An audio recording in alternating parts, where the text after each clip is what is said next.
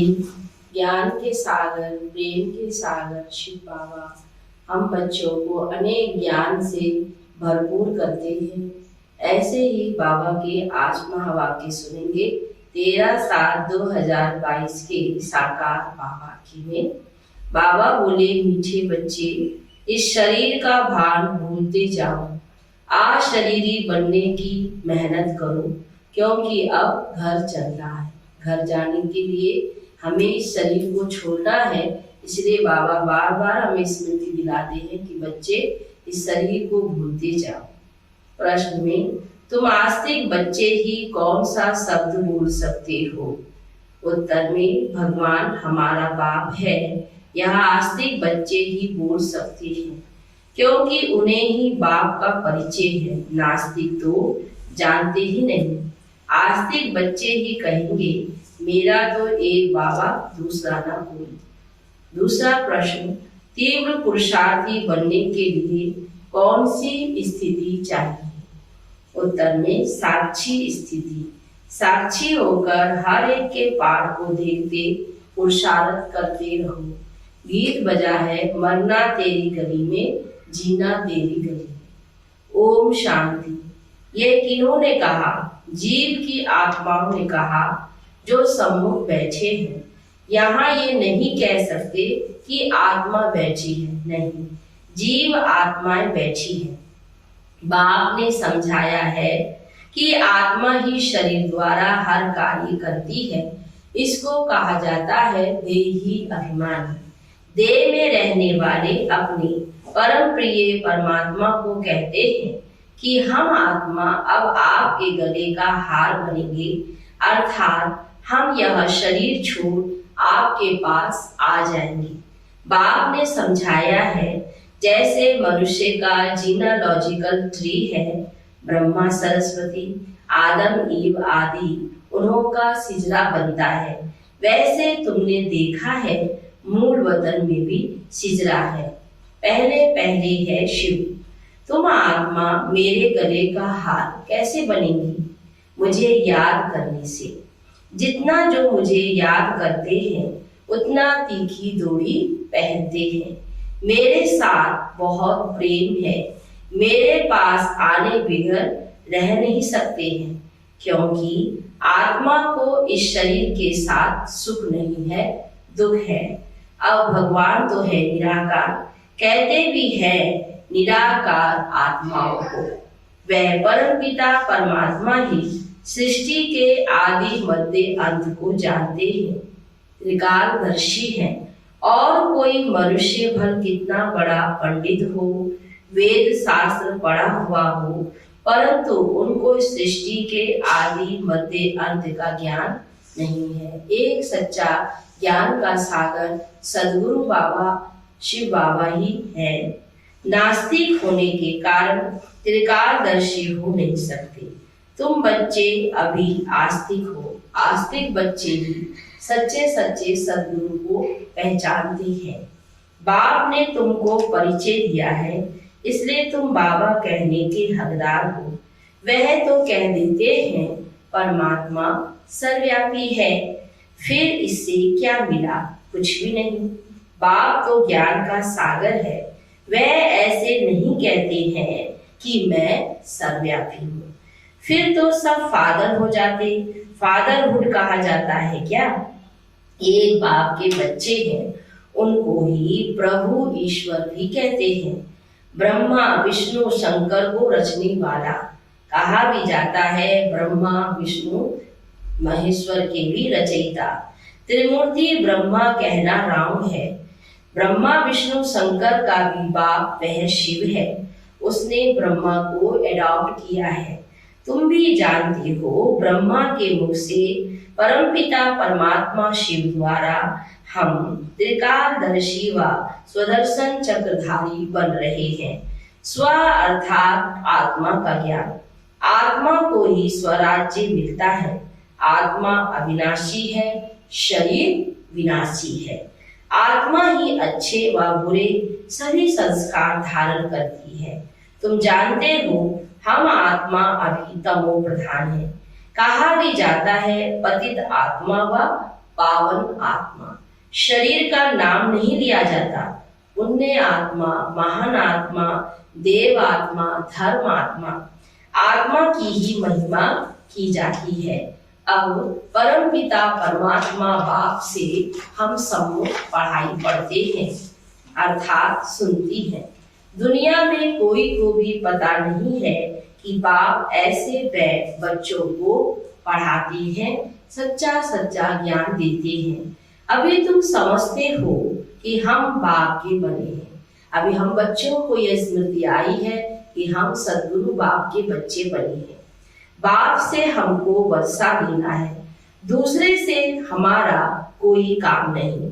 आत्मा कहती है मेरा तो एक शिव बाबा, दूसरा ना कोई। स्टूडेंट समझेंगे मेरा तो एक टीचर, दूसरा ना कोई। तुम्हारा एक ही बाप है, टीचर है और सच्चा सच्चा सद्गुरु है। वह पतित पावन बाप है। सभी आत्माओं का कनेक्शन उस बाप शिक्षक से ही है।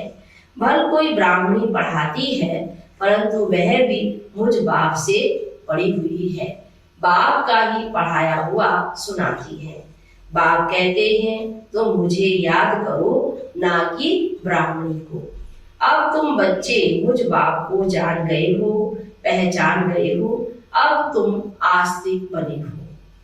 जो नहीं जानते वह है नास्तिक निधन के। बाप का नाम, रूप, देश, काल क्या है, कुछ भी नहीं जानते। कह देते हैं उसका कोई नाम रूप नहीं है। अब तुम जानते हो जरूर उनका नाम शिव है। शिव अर्थात ही कल्याणकारी, मंगलकारी, कराने वाला। वे अपना शरीर तो धारण करते नहीं, इसलिए उनका नाम कभी बदल नहीं सकता। सदा ही उनका शिव नाम है। तुम जानते हो हमारे 84 जन्मों का नाम रूप बदलता जाता है। उनका नाम तो है ही शिव। जैसे आत्मा का रूप है, वैसे परमात्मा का भी रूप है। ऐसे नहीं कि परमात्मा कोई अखंड ज्योति बहुत बड़ा है। बाप कहते हैं जैसे आत्मा स्टार मिसल है, वैसे मैं भी हूँ, परंतु मेरे में ज्ञान है, इसलिए मेरी महिमा है ज्ञान का सागर। सत्य चित आनंद स्वरूपा ज्ञान का सागर है, चेतनता है, तब तो ज्ञान सुनाते हैं। वह चैतन्य बीज रूप, वह जड़ बीज तो कुछ सुना न सके। मनुष्य ही जानते हैं, जैसे बाप की बुद्धि में सारे मनुष्य सृष्टि का झाड़ है। ज्ञान के सागर शिव बाबा में ही सारा ज्ञान भरपूर है। वैसे तुम्हारी बुद्धि में है कितना वैरायटी है। एक का भी फीचर ना मिले दूसरे से। हर एक का फीचर अलग अलग है। हर एक का अपना अपना पाठ है। बाप समझाते हैं कितना बड़ा यह बेहद का नाटक है, कितने वैरायटी फीचर्स है। सभी इस ड्रामा में एक्टर्स हैं। जबकि ये ड्रामा अविनाशी है तो कोई भी एक्टर बदली नहीं हो सकता है। तुमको मालूम पड़ा है कि हमारे 84 जन्मों के 84 नाम पढ़ते हैं। अभी नाम भी पूरे हुए तो मण भी पूरे हुए। अब फिर रिपीट होगा, अर्थात गीता एपिसोड रिपीट हो रहा है। पहले पहले श्रीमद् भगवान की गाई हुई है, परंतु भगवान को भूल गए हैं। शिव बाबा की जयंती हो तब कृष्ण की हो। ऐसे थोड़ी ही है कि बाप की जयंती ही गुम हो जाए और बच्चे की जयंती हो जाए। तुम बच्चों को समझाया जाता है कि लक्ष्मी नारायण विश्व के मालिक थे। उन्होंने ये वर्षा कैसे पाया? परम पिता परमात्मा से। परम पिता परमात्मा ही राजयोग सिखलाते हैं। कब? बाप कहते हैं मैं कल्प कल्प कल्प के संगम युग पर आता हूँ, जबकि आसुरी राज्य का विनाश, दैवी राज्य की स्थापना होती है। जो आस्तिक बने हैं उन्हों को वर्षा मिल रहा है, नास्तिक को वर्षा मिल ना सके। बाप आए हैं, सबको दुख से मुक्त करते हैं। अब यह सुधाम में जाते हैं, तब तो और बाकी आत्माएं हिसाब किताब चुकतू कर वापिस चली जाती हैं। निराकार बाप सर्व आत्माओं को घर ले जाने के लिए आए हुए हैं। ले जाने वाले को ही महाकाल, कालों का काल कहा जाता है। कालों का काल महाकाल का मंदिर भी है। जो भी यादगार शिव बाबा बच्चों के लिए करते हैं उनका ही यादगार बन जाता है। महाकाल शिव है सोमनाथ रुद्र कहो। सम्मुख कहते हैं मैं इन सभी आत्माओं का गाइड हूँ, सभी को साथ ले जाऊंगा। बाप कहते हैं तुमको इस रावण के राज्य से लिबरेट करता हूँ।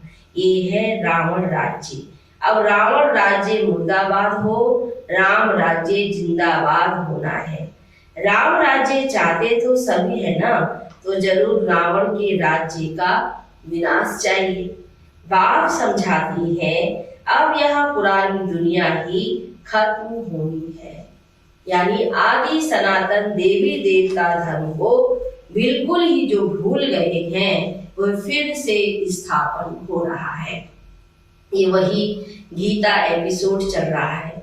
यादव कौरव भी बरोबर है। यादव वही यूरोपवासी है, मुसल इन्वेंट करने वाले।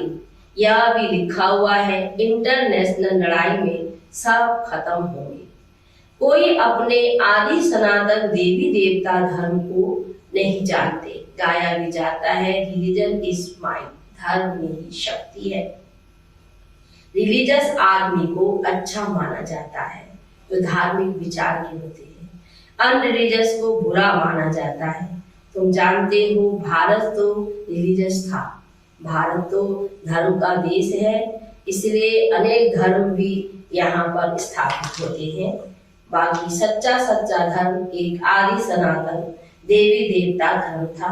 अभी भारत अनरिलीजियस बना है, अपने धर्म को छोड़ दिया। ये ड्रामा अनुसार ऐसे छोड़ना ही है।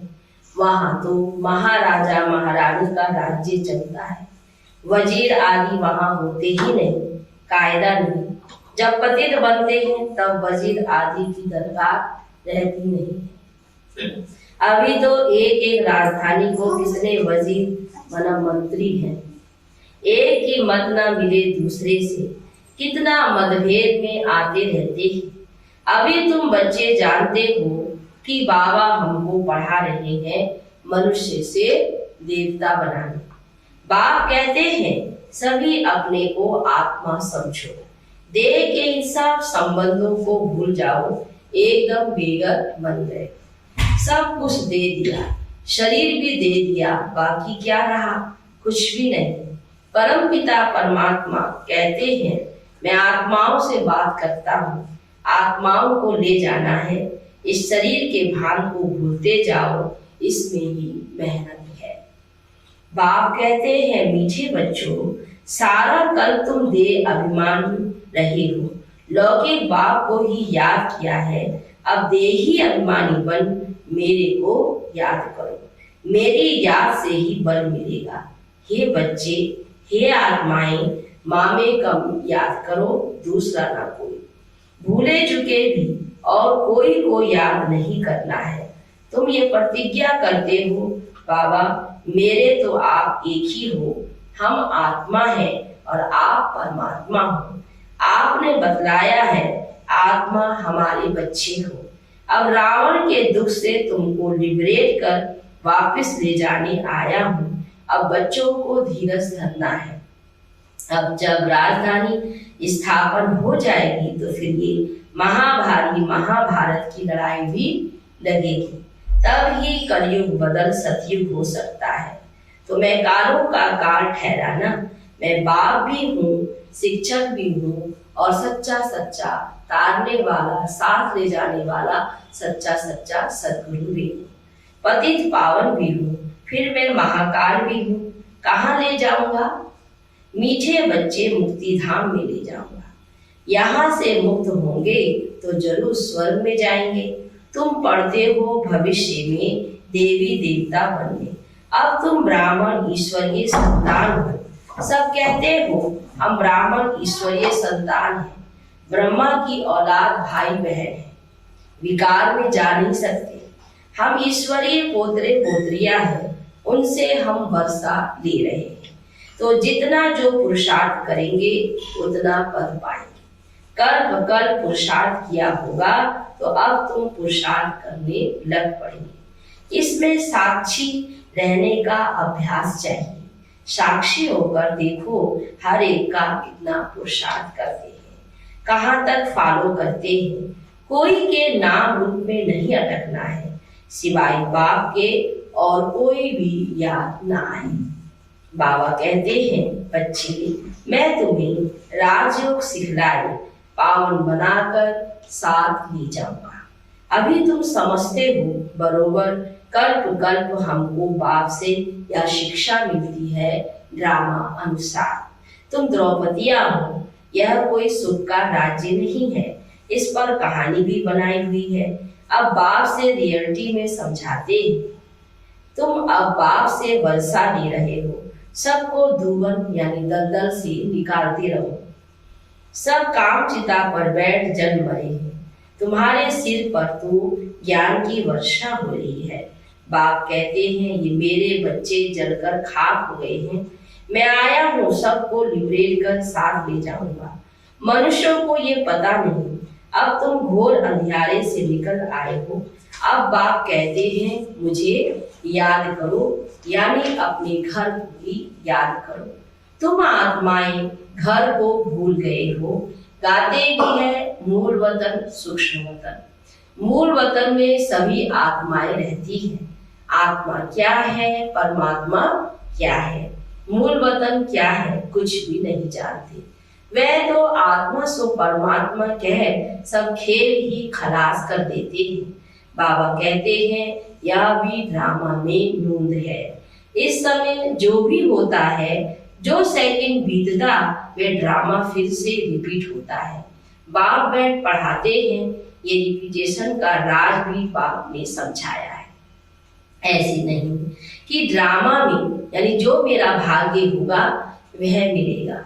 ड्रामा अनुसार एक्ट चलती है, हम पुरुषार्थ क्या करें, ऐसा समझने वाले भी बहुत है। परंतु नहीं, पुरुषार्थ तो करना है ना। बाप आए ही हैं पुरुषार्थ कराने। तुम बच्चों को पूरा पुरुषार्थ करना है। साक्षी को देखना भी है, कौन तीव्र पुरुषार्थ करते हैं, कौन अच्छा पद पा सकेंगे। बाप दोबारा कौन पूरा वर्षा लेते हैं। साक्षी को पुरुषार्थ करना और कराना है, और साक्षी को देखना है ये कितनी सर्विस करते हैं, कितनों को आप समान बनाते हैं, बाप का परिचय देते हैं। औरों के पुरुषार्थ को देख खुद भी पुरुषार्थ करना चाहिए। कोई का पुरुषार्थ अच्छा है, श्रेष्ठ है, तो उनका देखते हुए अपने को भी सीख लेकर के करना चाहिए। अच्छा, मीठे मीठे सिकिलदे बच्चों प्रति माता पिता बाप दादा का याद प्यार और गुड मॉर्निंग। रूहानी बाप की रूहानी बच्चों को नमस्ते। रूहानी बच्चों की रूहानी बाप दादा को गुड मॉर्निंग, नमस्ते बाबा, नमस्ते। धारणा के लिए मुख्य सार, पहली पॉइंट, देह और देह के संबंधों को भूल पूरा बेगर बनना है। मेरा कुछ नहीं, देही अभिमानी रहने की मेहनत करनी है, किसी के नाम रूप में नहीं अटकना है। दूसरी पॉइंट में, ड्रामा में होगा तो पुरुषार्थ कर लेंगे, ऐसे बहुत बच्चे कहते हैं। ऐसा सोचकर पुरुषार्थहीन नहीं बनना है। साक्षी हो, दूसरों के पुरुषार्थ को देखते तीव्र पुरुषार्थी बनना है। वरदान देते हैं बाबा, स्मृति स्वरूप के वरदान द्वारा सदा शक्तिशाली स्थिति का अनुभव करने वाले सहज पुरुषार्थी भव। स्मृति स्वरूप के वरदान द्वारा सदा शक्तिशाली स्थिति का अनुभव करने वाले सहज पुरुषार्थी भव।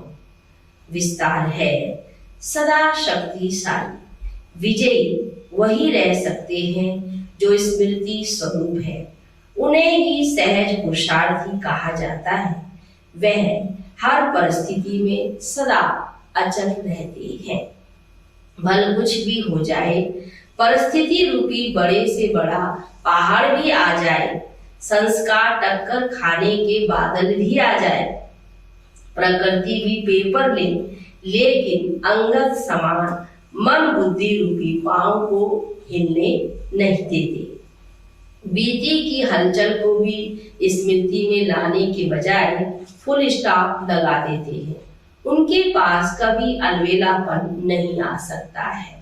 स्लोगन में ज्ञान की पराकाष्ठा पर पहुंचना है तो गुप्त रूप से पुरुषार्थ करो। ज्ञान की पराकाष्ठा पर पहुंचना है तो गुप्त रूप से पुरुषार्थ करो। अच्छा, ओम शांति शांति।